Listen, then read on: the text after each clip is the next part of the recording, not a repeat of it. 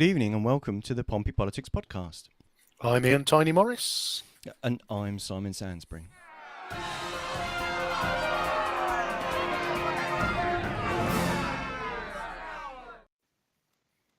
Good evening, watchers and listeners, and welcome to another cracking episode of the Pompey Politics Podcast. This week we are going to go both close to home and away as we look into the future.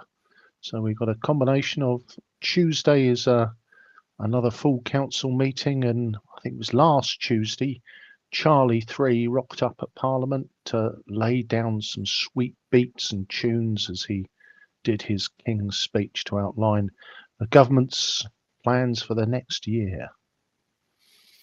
I'm not sure that's how it was described, but I mean, it was described in various ways by different observers. I haven't kind of seen any stats that tell us how what the average length of a normal King's or Queen's speech was or is. This obviously being our first King's speech for 72 years. Yeah. And yeah, I mean, it lays out the legislative agenda for the government for the parliamentary year ahead. But it doesn't limit their legislative agenda to what's actually in the speech. So in that respect, it's just a bit of these are the things that they said that they're going to do. But yeah, it's the menu. They might add some other things. Yeah, it's a kind of menu, isn't it? But Yeah. It's a little bit like looking at the menu online 3 months before you visit the restaurant. They might all still be there. There might be some stuff you like, some stuff you're not so keen on. And by the time you get there, there's a chance some of those dishes will be off and they'll be replaced with others. But I think we're going to start by looking closer to home. And I know how much our councillors love looking forward to a full council meeting on Tuesday. But this one looks like, I mean, last time, Tom Coles, he kept good order. I think this time there's a chance they could be at home in time for tea, couldn't they, Simon? Yeah, it's a very, very different agenda this time round. There's only 9 items on the agenda. And there's only, he's lost count. There's what? And the notices of motion only go all the way up to F. So it's not going to be as much this time round. But yeah, we can quickly rattle through the notices of motion and chew the fat over them, shall we? Yeah, let's give that a go. Okay. In one. So 8A, that one that I know is a favourite of yours. There's a Portsmouth City Council support for the real living wage. So talking about the real living wage, a motion from the Labour group. From the Labour group, you say? Good Lord. So Councillor George Fielding and Councillor Mary Vallely, who had her excellent maiden speech in the chamber last time round. But this one is so previous motions had kicked backwards and forwards the whole conversation about the council paying the living wage to its staff, and essentially what this motion talks about is, but Portsmouth City Council aren't a living wage accredited employer. Even though the port that the city council actually own, Portico, is actually an accredited living wage employer and has been since August this year. So it's been so for a couple of months. And there's various facts in there about how an increase in minimum wages translates into retail sales, so how those things help the local economy.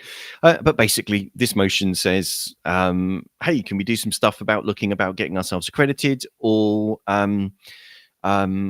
basically, can we look at sustainable funding for that going forward? So it's trying to kind of bake that in, I think, into budgets going forward in that sort of sense. You're excited and overwhelmed and deeply in agreement with this one, I guess. No, I'm not. It's a pig in a dress, isn't it? At the end of the day, the council has been through this. This motion has come in various guises, and for me, this smacks of.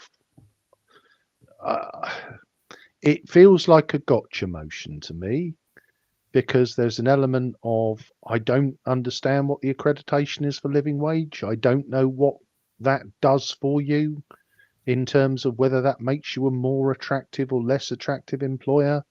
I'm unsure of all of that, but there's a part of me that says, if you remember those previous motions, it wasn't just that the council paid all of its workers, it was that any subcontractor for the council also paid all of its workers the living wage.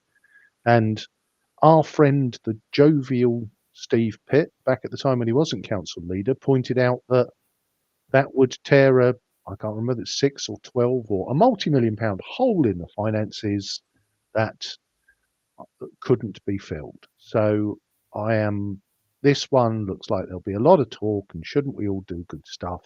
It will probably get voted through that we should look at it, or there'll be something which means that the council can't be accredited, so that our friends in Labour can hold it up again and go, the council is not a living wage employer.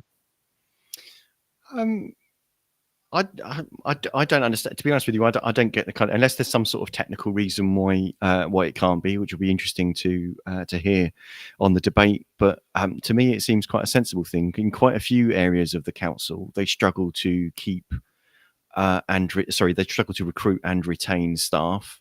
So any form of accreditation that's going to help make that clearer that applicants are indeed existing colleagues understand that that's the case. I fail to see how that's a bad thing. If the money's already going to be spent, why not get the accreditation? Well, the accreditation with these things usually means that for you to get accredited, in this case, my presumption would be you've got to be paying the living wage everywhere. And if that includes subcontractors as well, the council can't do that. So we'll see how Tuesday unfolds, but this feels like another attempt to do why isn't the council paying the living wage? And the council says because we can't afford to, because of the cuts by the horrid Tories, yada yada yada. And maybe that's the pantomime that's going to play out. Maybe I'm just being cynical, but this is where, for me, let's put a positive spin on this, because I don't think we give our council enough credit at times. I've been watching with interest over the last few weeks Hampshire County Council with its 160 something million hole in its budget, and them having to slash and burn services left, right and centre. Well, you don't run that bill up overnight, and I think it's a credit to all of our councillors that they have historically run the city with a balanced budget and haven't got a massive backlog. And it's why I think, or why I perceive gesture politics like this is rather unhelpful. But maybe I'm getting old and cynical and bitter in my advancing years. Answers on a postcard. We'll have a poll in the chat. Yes.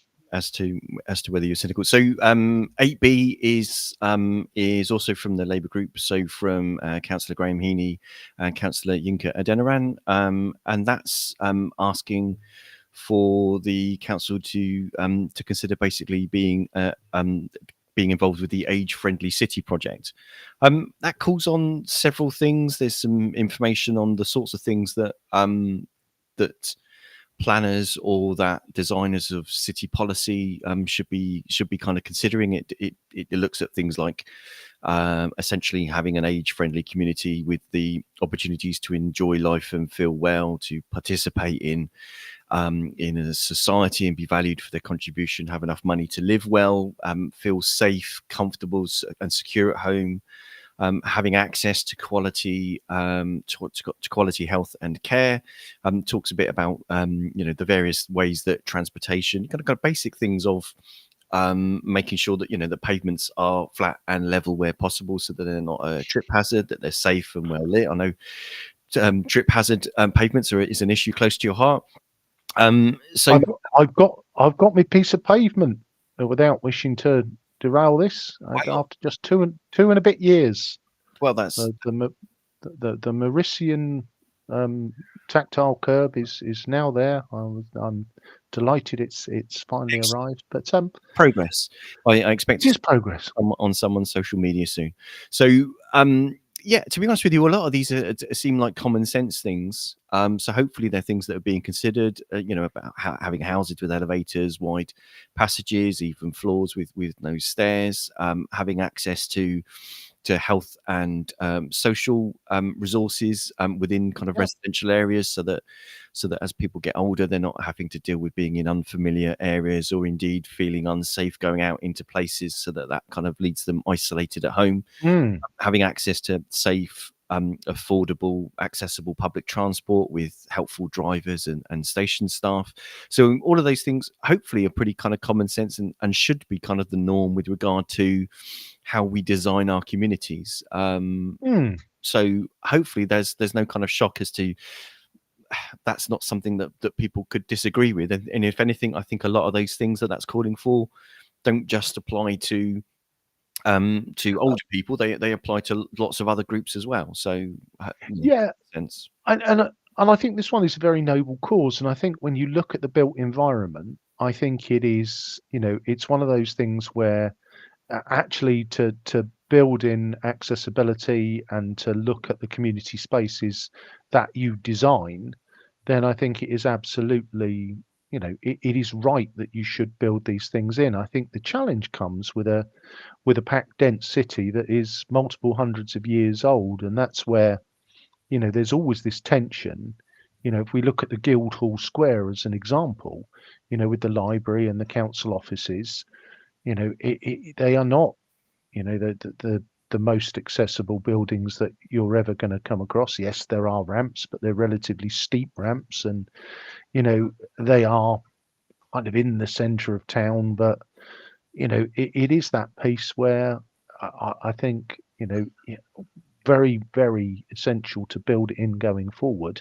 How much you can retrofit to what already exists, that's where the numbers and the feasibility start to come unstuck. But no, excellent thing to promote for the way we design things going forward. Okay, so 8C. So maybe they'll rattle through them as quickly as we are. Hopefully they will. So the next one, another Labour motion from Councillor Vallely and Councillor Fielding again. So Portsmouth City Council support for the improvement of women and girls sport in Portsmouth. There's some quite interesting figures that they put into their motions. I must admit, quite a lot of the time, as someone that looks into researching these things, or at least the things that are being discussed at council, what's quite useful with, I notice as a trend in the Labour motions, they always put their sources. So I find that kind of quite useful. So if you do want to kind of get into the weeds of kind of where this has come from, that's kind of an interesting way to do it. The headline figure they're talking there is that just under 29% of females in Portsmouth are taking part in less than 30 minutes of activity a week. Yeah. And over half of that figure are taking part in no activity in the last 28 days. So there's quite a big kind of gap. What the motion doesn't do is try to understand what the causes of that difference are, and what it is that's the barriers to women being involved in sports. So the motion also calls out the work of Lizzie Butcher, who formerly worked for BH Live in increasing women's participation in sports across the city. But it's asking the council to work with education establishments to ensure equality in their community use of sports facilities, and where appropriate, seek to increase the provision of space for female sports, and to work with leisure facility providers on how to improve gender equality in sport. So it would be interesting to understand what those barriers are and how those are broken down. But surely at the end of the day, we all understood from COVID how important exercise and open spaces are, and how what an important part sport can play in physical and mental well-being. Yep. So it's really concerning that for 50% of the population, their contribution or their involvement in sports facilities isn't the same. So what is causing that? And get to the roots of it and work through it. Well, yes, but Okay. There's a but. Well, there is a but, because I actually think this is quite a misleading, because what it tells you, it tells you about women and girls' participation in sport. But what it doesn't tell you is about boys and men's participation in sport. So you have a situation where the presumption of the motion is inequality, but looking through it, I couldn't find any data to support that. And as you know, I love sport, and I work in cricket. I'm previously been a member of the committee at Portsmouth Rugby Football Club. And if you look at all the stats, girls' participation and women's participation in sports is on the increase. Now, it talks about quote unquote women or female sports. Now, again, I sort of struggle with that in terms of raising an eyebrow, because I would say that historically, cricket, football, rugby would not have been considered female sports. But what you're actually seeing is a rise in participation in female sport and a massive deterioration in participation in men's sport. So if I give you a working example, and I'm sure the rugby club won't mind me sharing this with you, because when I was involved on the committee 3-4 years ago, the rugby club pre-pandemic, the rugby club was putting out 4 men's side every week and 1 women's side. And if you go back 10 years, probably 15 years, the rugby club, Portsmouth Rugby Club, was putting out 5 men's side and didn't really have enough women to put a side together. If you look at the club now, they're putting out 2 to 3 men's sides regularly, and there are as many female players registered as there are men. We've seen a fantastic growth in female participation. So whilst I fundamentally agree with the premise that we want as many people as possible to take part in physical activity, I am not sure that the focus should be on an area that's seeing, or we focus a disproportionate amount of energy into a gender position where one gender is increasing participation and another gender's participation is falling rapidly. I think this motion is actually looking at the wrong side of the coin. Yeah, but if what you're saying is that the participation of men and boys is dropping, Yep, then surely like a stone. that would mean that the situation, so the disparity between of the gendered involvement in sports is even worse. Because if what you're saying is that the participation of men and boys is going down, but even with it going down, they're actually still there's actually still a massive involvement missing or in sport of women and girls, then I mean surely at the end of the day we'd expect to see, over all things being equal, how numbers kind of work out, Yep.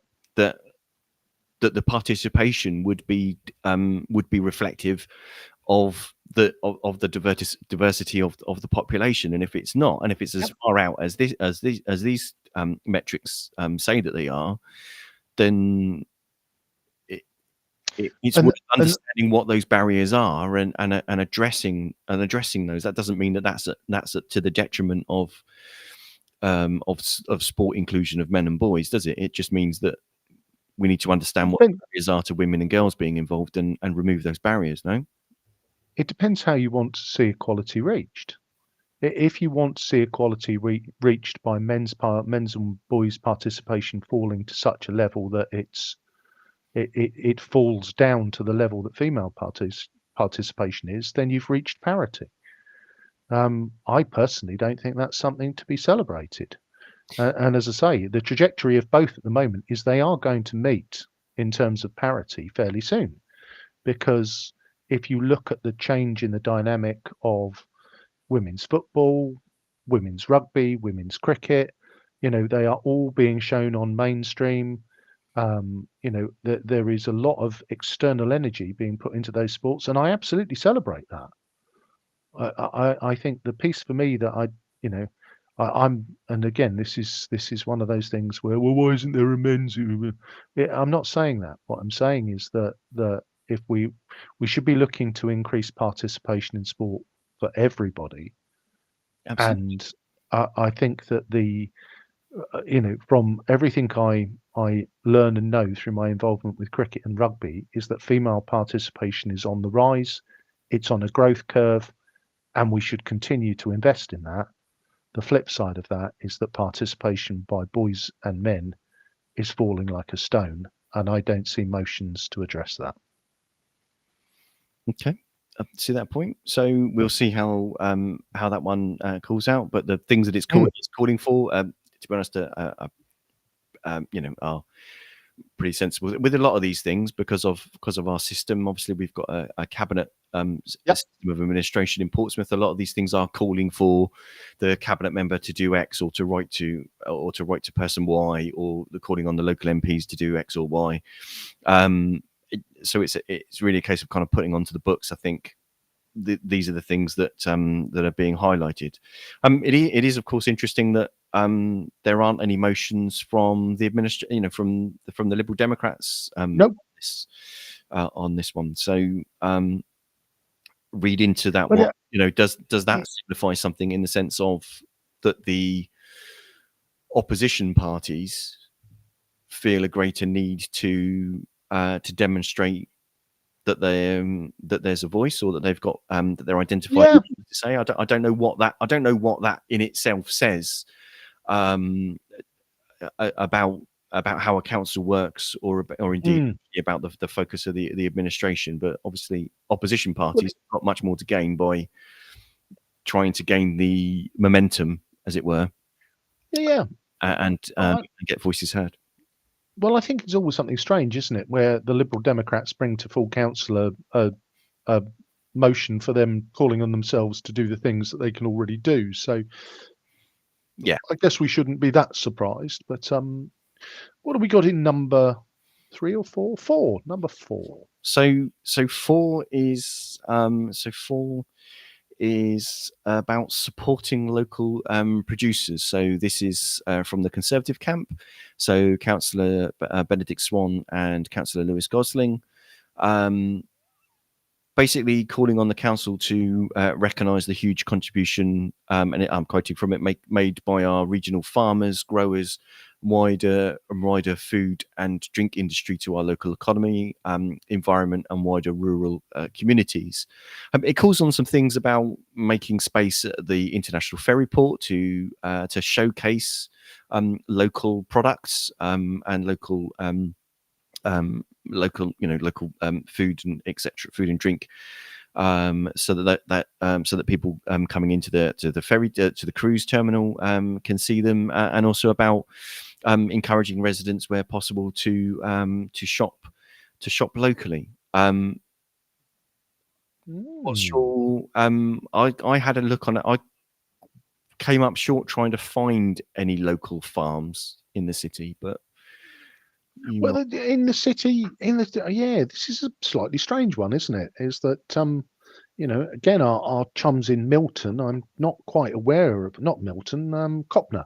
I'm not overly aware of great tracts of arable land in Copner that we're that are growing things. I mean, this one's a bit peculiar, and I can give myself the double thumbs up, as today we visited a local farm shop, but it's all the way over in Hayling.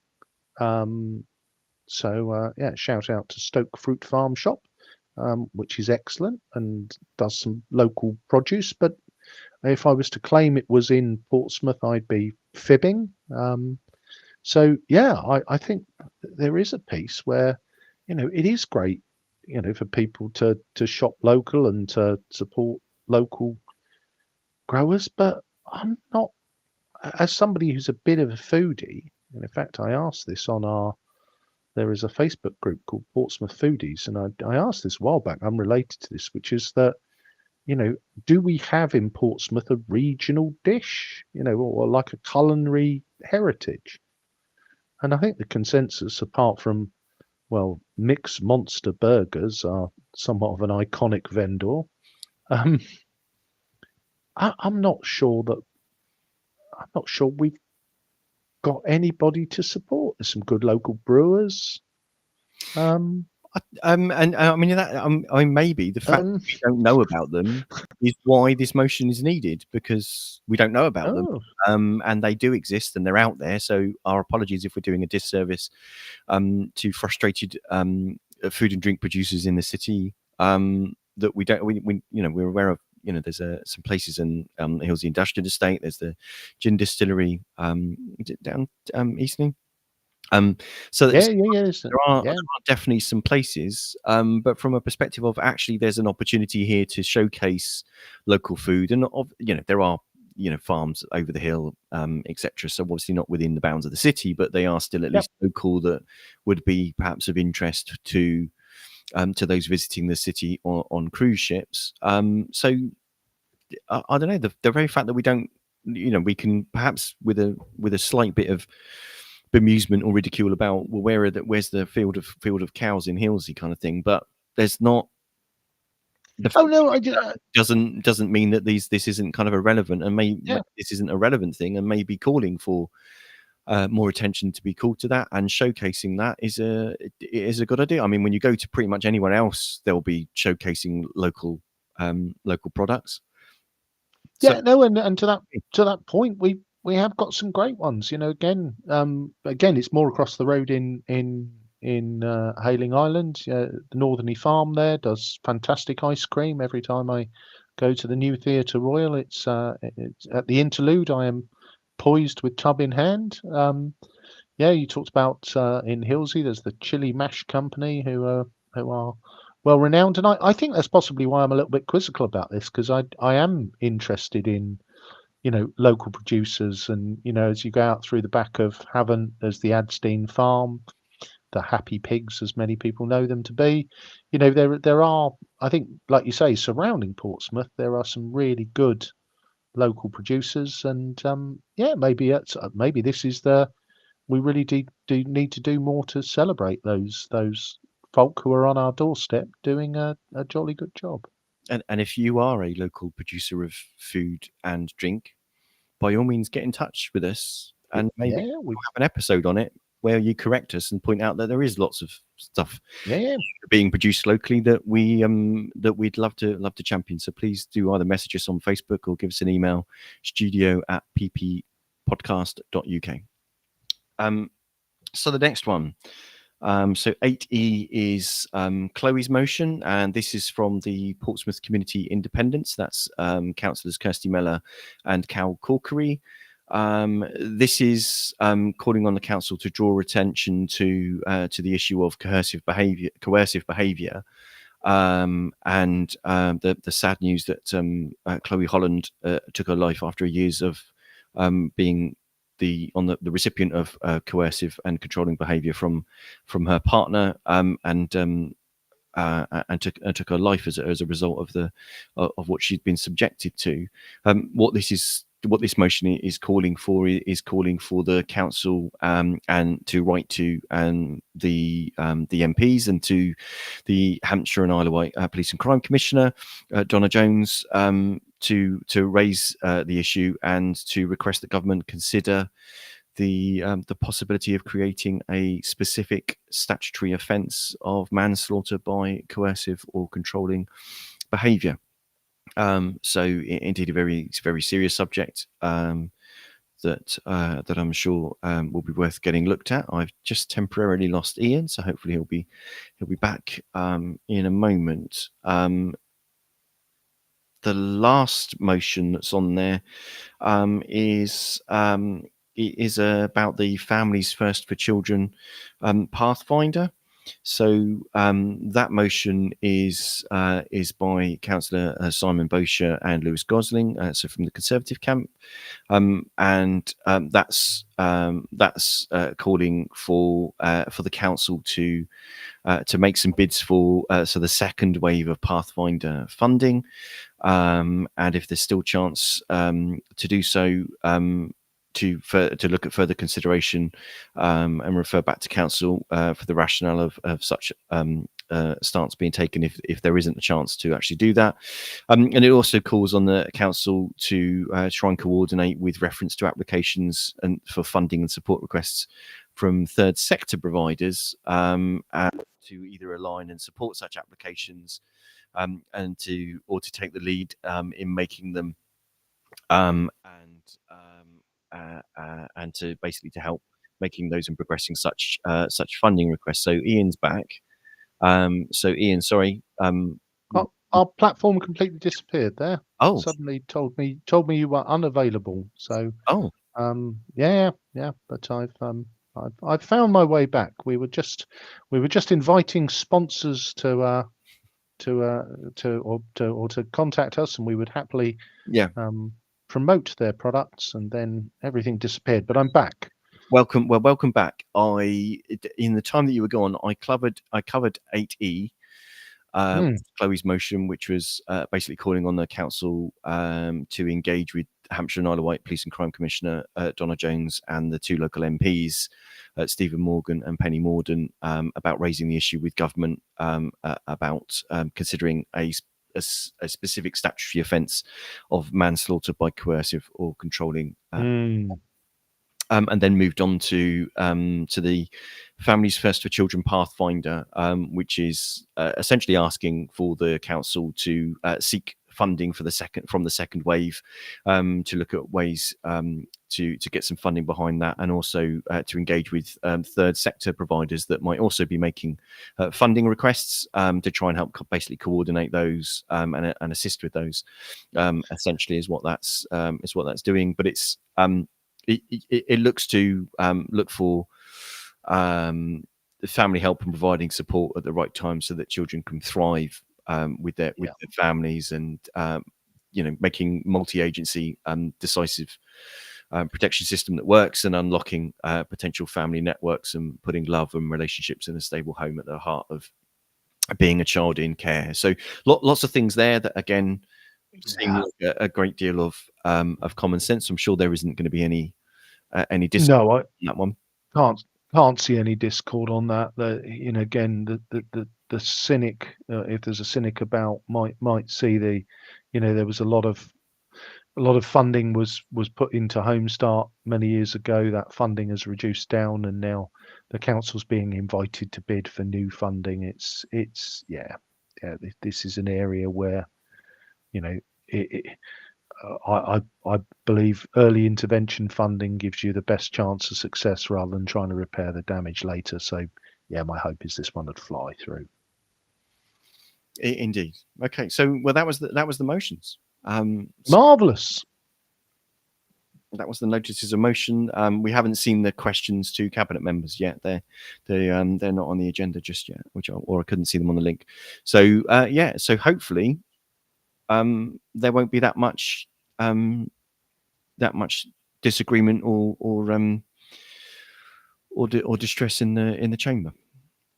No, I think again, if we saw last month we thought there was chance for stuff. I think there's probably just going to be gentle.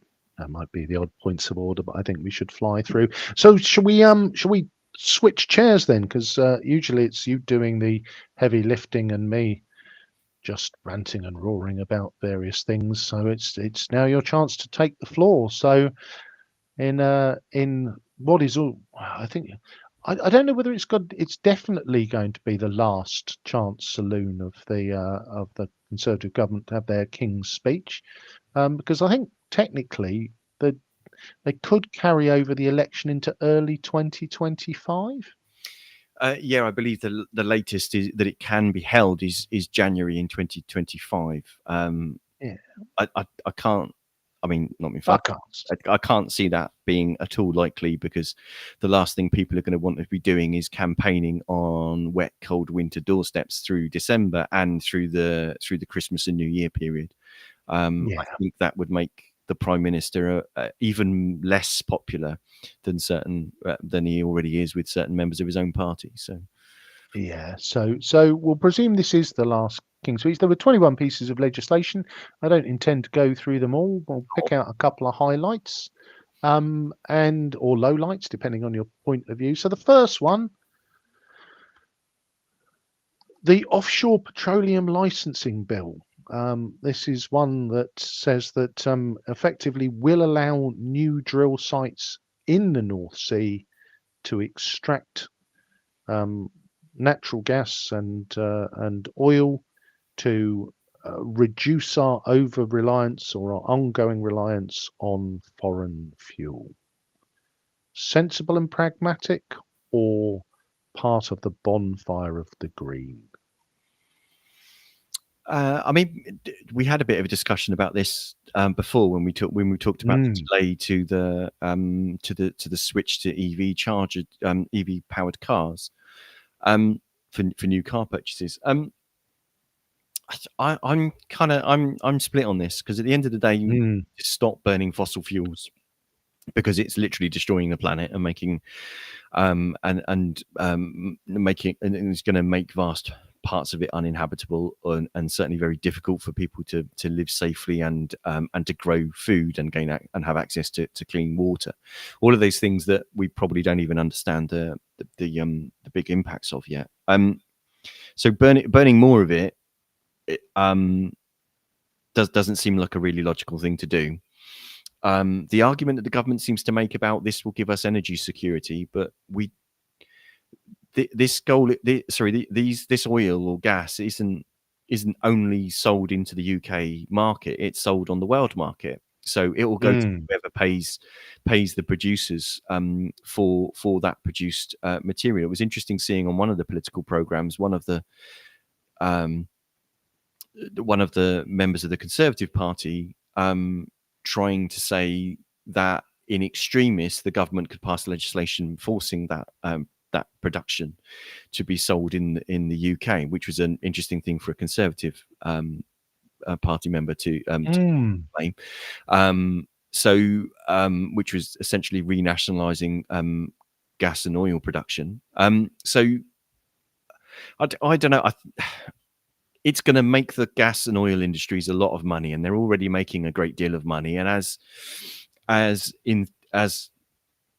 the material that they mine and drill for it becomes more and more rare, it will become more and more expensive. But hopefully, also as people switch to renewable sources of power, also the demand will go down. But the demand is coming predominantly from other parts of the world, or it's probably not fair to developing economies anymore, that also need that energy themselves. So again, it's another thing where the world needs to kind of join up and have a unified approach, much that it needs in the conversation about AI we had last week. So I think I think investing in these or allowing these to happen is I think it's literally unsustainable. But I think the Prime Minister doesn't have the strength politically to have said, actually, we're not going to allow any more, aside from these arguments. It's a balancing act, isn't it? Because it's that if you're going to burn it for the next 30 years, and to your point, we like to think of North Sea oil as quote unquote ours. So there is a piece that says, well, why wouldn't you? But agree with you, it's a little bit swimming against the tide in this one. So moving on to, you talked about places in the world which are mostly uninhabitable. Let's talk about the Northern Network Rail. Poking fun at our friends in the north, they're not having 36 billion spent on linking up Manchester to Birmingham, but this was the bill that listed a whole array of infrastructure projects in the north of the country, which are you can have these instead. I'm guessing this one is a bit more of a thumbs up to the green credentials. I see, the thing for me is that national government are really, really good at finding ways to waste money or to spend it on things that aren't actually needed. And for me, the most effective way to do that would be to give the power and the money to the regions that need to spend it, and to give them basically the financial ability to do it and the ability to make the decisions about what's needed for them, what sorts of transport infrastructure that's needed. to try to claim that a few extra cheap bus routes offsets the overall economic benefits of having a reliable, accessible, and regular train service. It's not the same thing, is it? Well, and here's where I'm going to step in, because and this is where I've always struggled with HS2. As somebody who's forced to travel to Manchester once a year for cricket, from London to Manchester is just over 2 hours. It's double the distance from London to Portsmouth. And London to Portsmouth is just under 2 hours on the fastest train. So I've never quite understood this, again, I'm talking to a friend of mine who's based in Manchester. When this news broke, his playback to me was, well, I never really wanted to get to Birmingham 20 minutes quicker anyway. Whereas I think, if you, and again, it's like, I've got a friend who's in the north, but his kind of thing was, well, if you want to get from Manchester across to Leeds, or, in terms of rail network, there seems to be, I still think HS2 was always very London centric, wasn't it? It was always like, well, people will want to get to London faster. Whereas I'm not sure that am I barking up the wrong tree here? Well, see, to me, if you really wanted to talk about levelling up communities, and I appreciate probably to people in the north, it sounds a bit locally focused for us to be concerned about basically the connections of Portsmouth, but we are kind of like really we are the poorer of our local conurbations. But in regards to the north as a kind of vast swathe of not very well connected parts of the country that you can interact or travel between very easily without hopping on a motorway, those are things that are based on decades of kind of poor decisions. And really, actually, you needed both. If you had a high-speed line that happened to go from Leeds to London, not everybody would go from Leeds to London. They'd stop off at Birmingham or wherever. And forgive my poor geography about what other places they might go to instead. But the fact that it's there adds capacity to the network, and allows people to make better choices about whether to hop in a car or whether to, frankly, to end up hopping in a plane, which seems completely bonkers in a country the size of the UK, to hop in a plane to kind of travel to different parts of it, but people do. But again, I think these decisions need to be made by local people, because the people, national governments in London don't really kind of understand what the requirements are of the people in those areas, and that's why I think the better thing overall is giving them the power and the money to be able to do it. If we had the power and the money to make transport decisions in Portsmouth, for example, you'd kind of be looking at things like light rail or trams or whatever to help take some of the cars off the road, so that when someone does decide to close and dig up one of the 3 roads in and out of the city, there's a sewage pipe in. That actually there are other ways to get around the city, and just taking some cars off the road is the only way to improve congestion. People aren't stuck in congestion; they are the congestion. So, yeah, no, it's a fascinating little aside. That I think what it showed, and again, with the Carmageddon on that Monday, was that just how many people live on the island, but work off the island. Because what we got to was effectively there were no routes on and no routes off, and all of those cars just the M27 became a car park. It spread back through Cosham and up over the hill as people were trying to find routes to either get into Portsmouth to work or get out of Portsmouth to work. So it is fascinating how that dynamics changed of people driving to work. So let's move on to the next one. This one feels like a little bit, something and nothing. Rishi loves his maths. So this was about the effectively the eventual scrapping of the A level and the T level. It was the Education Reform Act. Yeah. So there'll be an advanced British standard, which is what you'll study between 16 and 18, and it will be maths plus 4 other subjects. But, and I think this is one where we can have a light touch discussion, because from what I read about the legislation, is this is sort of the opening salvo in something that is very unlikely to get onto the statutes for at least a decade. Um, I mean, this is the weird thing, right? Is that this is so unlikely to actually still be even a thing in a year's time, because it's going to be cancelled by someone, right? Whether it's the next Conservative Prime Minister, or it's this Conservative Prime Minister, or it's the next Labour Prime Minister, it's going to get cancelled, because what the country's really crying out for is for people to spend another 2 years studying a subject that they hate. If anything, from my anecdotal observation of the workplace over the last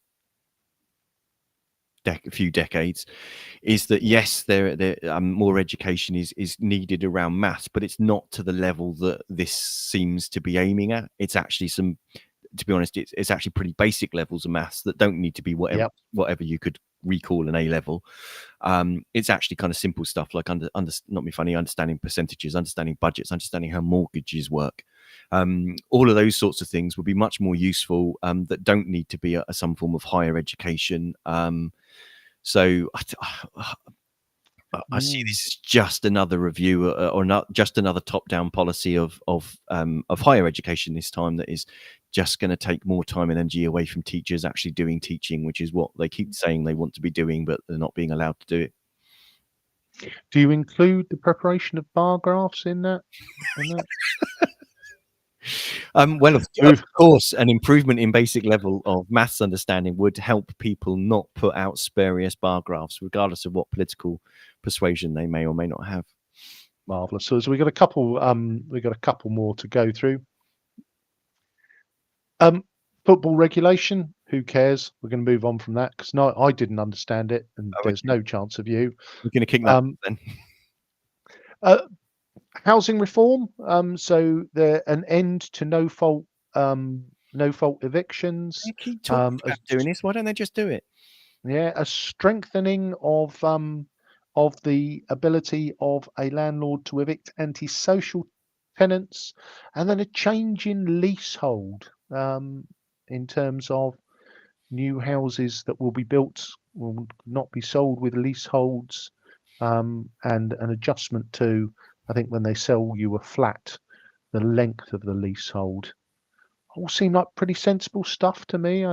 Anything in there you can get rated about? I mean, as I said, sorry, as my interruption was, the government have been talking about ending no fault evictions for several years. They've had an 80-seat majority for 4 years.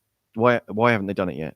Can they just get on with it? The reason why there's problems in the private rental market is because of a lack of support and regulation to help both good tenants and help good landlords deal with the bad tenants and the bad landlords, and that's fundamentally the problem. And the reason why the private rental sector is probably in the mess that it's in, other than the lack of regulation, is the lack of housing. Yep.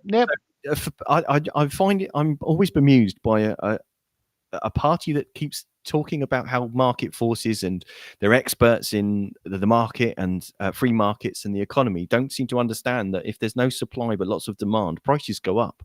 So rather than I'm sure the issue about leasehold, it is a particular issue to some people. My flat's leasehold. I'm not going to be around either way when the lease expires. Whether it's 99 years or 999 years, it's not going to make any difference to me, to be frank. So those things might well be important, but the bigger thing is the reason why the housing sector is a mess is because there aren't enough houses being built.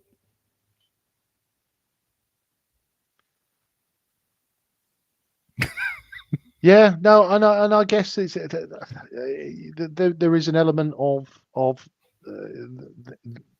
the whole housing crisis. We've touched on it many times on this show.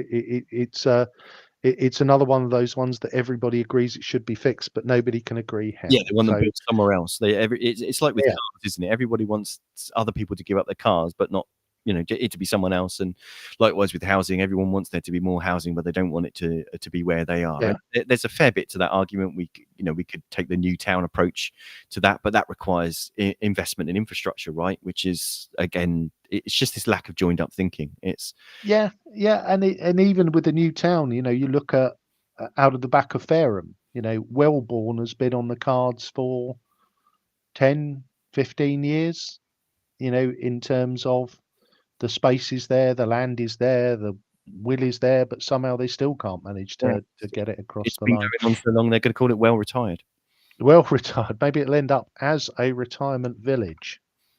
Right. So we've got a couple more to cover. So a lot of stuff around law and order, as you might expect.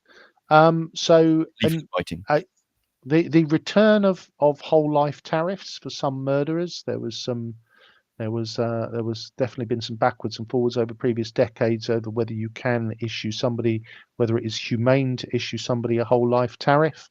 There is a change in the approach for rapists and serious sex offenders who previously could have been let out on license after 50% of their sentence. That's now, they're looking to wipe that off the statute books. An interesting one from a civil liberties perspective, which is something when I read about, I didn't realise that police currently, if they see you steal somebody's bag in the street and they chase you back into your house and you slam the door in their face, they can't pursue you into the house even if they have reasonable suspicion that you have committed a crime. So they've got to wait outside and have a warrant. So now with reasonable suspicion they can come in after you. And the final bit, which again, this one looks like gesture politics for me, with that one to lead the witness. There's been a rise in serious criminals who are refusing to attend their sentencing hearing. So usually at sentencing, victim impact statements are read out, and a number of high-profile crimes recently, the guilty person has refused to attend their hearing. The police can now use reasonable force to drag you there, or if they can't do that, then you get an additional 2 years on your sentence. So some interesting bits in there. So I mean, the thing about life tariffs, it's absolutely bonkers that that for crimes you can get, you'd be able to reduce your tariff by 50% of the time. That's kind of absolutely crazy. On the flip side of that, if we believe that part of prison's function is that people can change, and that basically they can learn from their mistakes no matter how horrendous, then basically just chucking them in jail and throwing away the key isn't necessarily right. But again, there will be people that commit crimes in such a way that actually, do you know what, and there will also be people that won't change.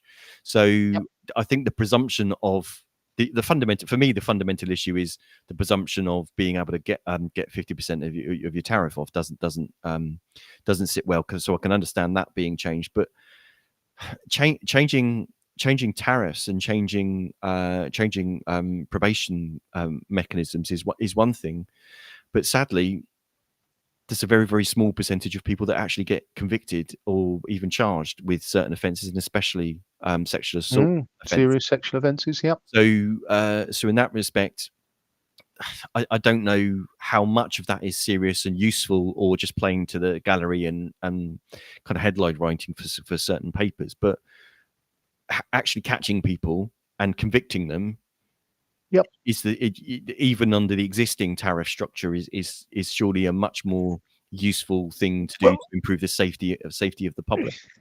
Yeah, unfortunately, and again, there's a lot of research into this, that as a crime, it is, often the crime is committed when only two people are present, the accuser and the accused. And obviously within the British justice system, the threshold of beyond reasonable doubt still applies, and that's why there is such a low conviction rate. But I think for me, and again, it's something which I find deeply offensive, when we have got when there is overwhelming evidence that somebody is guilty, they are convicted. And again, I don't want to be mansplaining on behalf of women, but that is something that will stay with somebody for the rest of their lives. Mm. And when somebody gets a 10-year sentence and is out on license after 5, that doesn't feel right to me. And so I think, in that regard, It's um,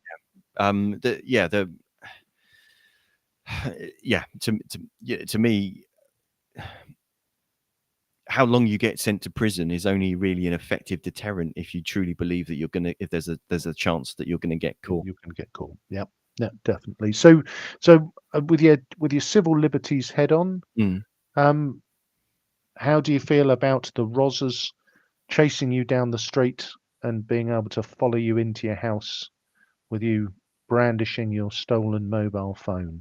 Is that pragmatism or Do you want to, until you actually said it, it sounded like something you'd expect to see on a Facebook group and it being one of those, what we used to call urban myths, that's basically you'd think would be just actually Facebook bullshit. They can't arrest you if you're on your own driveway, even if you've driven your car through 3 traffic cones on the way home because you're pissed out your head. All of those sorts of things. If it's a thing and it's not a power that's so for me, the concern would be, is there a chance that might be misused by the police? But bearing in mind that a huge amount of them are going to be wearing body cameras these days, maybe not. But if that's a real thing that's kind of that's stopping them pursuing those crimes, again, I'd wonder how many of those crimes where that the situation that you cited, does that really happen these days? Are there actually police around at the time to actually spot that happening and therefore chase that person to that house? I don't know. I don't have the numbers on it. So but I would suggest that with CCTV now, it is much easier to track people, isn't it? And the police use of drones as well.